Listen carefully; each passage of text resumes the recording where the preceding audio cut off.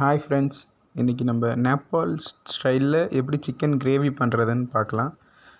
என் பக்கத்து ரூம் பசங்கள்லாம் வந்து நேபாள் பசங்க. அவனுங்க என்னை கூப்பிட்டுருந்தானுங்க, வாங்க ப்ரோ சாப்பிடலாம், நாங்கள் இன்றைக்கி சிக்கன் கிரேவி பண்ணுறோம் அப்படின்னு சொல்லிட்டு.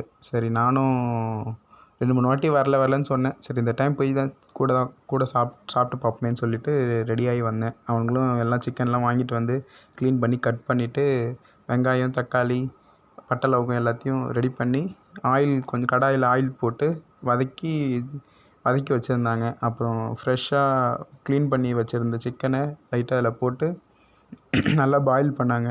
பாயில் பண்ணிக்கிட்டே இருந்தானுங்க.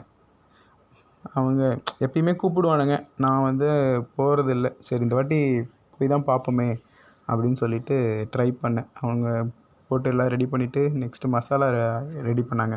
நம்ம ஊர் சைடில் எல்லாமே ஒரே மசாலாவாக போடுவோம்ல, இவங்க எல்லாமே செப்பரேட்டாக வச்சுருக்காங்க.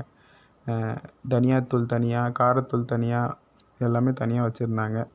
அப்புறம் எல்லாமே ரெடி ஆச்சு, நல்லா பாயில் ஆகிட்டு இருந்துச்சு. சரி சாப்பிடுவோன்னு சொல்லிட்டு ரைஸ் எங்கடான்னு கேட்டால் ரைஸ் முன்னாடியே வாங்கிட்டு வந்து வச்சுருந்தானுங்க. நானும் நான் வாங்கிட்டு வந்த என்னோடய பார்சலில் அவங்க கூட உட்காந்து ஷேர் பண்ணி சாப்பிட்டோம். அவங்க மோஸ்ட் ஆஃப் வந்து சிக்கன் கிரேவிக்கு அந்த குப்பூஸ்ன்னு சொல்லிட்டு இந்த சவுதி அரேபியாவில் சொல்லுவாங்க, அதுதான் சாப்பிடுவானுங்க. நானும் கொஞ்சம் ரைஸு, குப்பூஸ் எல்லாமே ஷேர் பண்ணி சாப்பிட்டுட்டு முடிச்சிட்டோம்.